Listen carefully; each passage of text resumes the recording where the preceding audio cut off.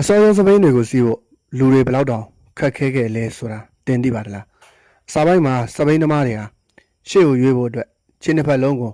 မြေကြီးပေါ်နဲ့တွန်းခဲ့ရပါတယ်နှစ်ပေါင်းများစွာတိုးတက်မှုတွေပြုလုပ်ပြီးနောက်စပိန်ရဲ့ရှေ့ဘိန်းမှာခြေနှင်းတံတွေကိုတိုက်ရိုက်တက်ဆင်ခဲ့ကြပါတယ်ဒါပေမဲ့အဲ့ဒါလိုလုပ်တော့ခြေနှင်းတစ်ပတ်လဲတာ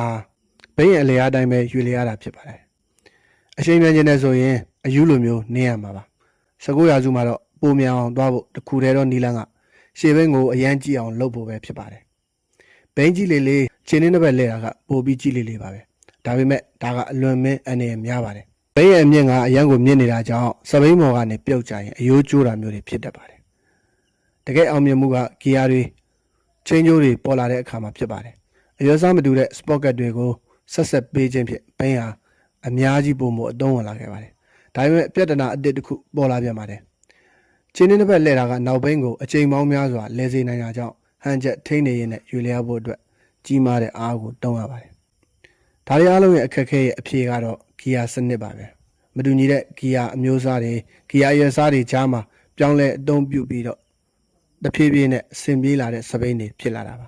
ယနေ့ခေတ်မှာတော့စပိန်ကိုဂီယာမျိုးဘက်ထရီအမျိုးနဲ့ပါအသုံးပြုလာကြပြီးအများစုလည်းအသုံးပြုလာကြပါတယ်